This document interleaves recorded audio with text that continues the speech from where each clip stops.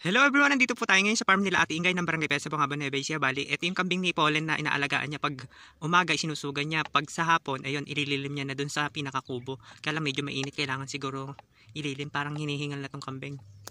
Tapos, ito yung calamansi farm nila Ate Ingay. Ang di lang okay, kasi di ba nga meron bagyong uwan. Sana hindi naman siya maapektuhan kasi sayang naman yung ginastos. Tapos meron pa naman mga bunga po, pang December po sana itong bungang maliliit. Yan, December po aanihin. Sayang naman kung maapektuhan. Kung maaari, sana wag na lang tumuloy yung bagyo kasi marami po maapektuhang magsasaka. Hindi lang sila, yung mga nakapagtanim na po ng mga sibuyas, mga kamatis, yan po ang unang maapektuhan.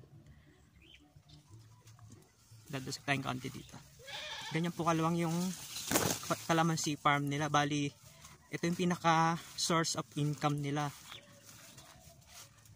Pag umaani, nakakapag-produce din sila ng trabaho, lalo na sa mga kapitbahay, tapos mga kakilala na pwedeng mamitas ng bunga ng calamansi. Ayan po, merong bungang medyo malalaki na.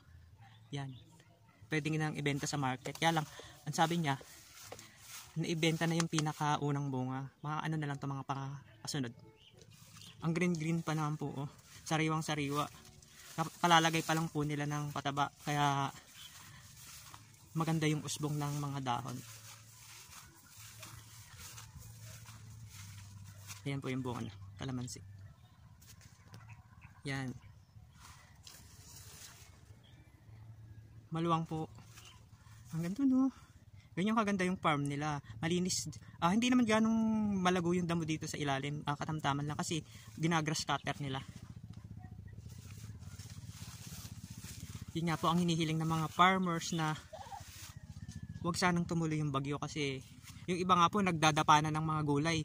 Kasi pag idinapa, may tendency pa na pwede nilang pakinabangan pag ibinangon ulit. Pag na itumba ng bagyo, tapos nasagsag ng hangin, ayun, doon po napapahirapan yung gulay. Mabilis po siyang malantam, tapos mamatay.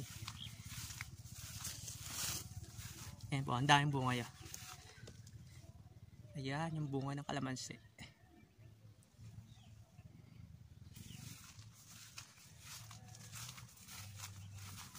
Hanggang doon sa dulo, mahabang plat po kasi ito, kaya hindi na tayo gagawin doon. Ang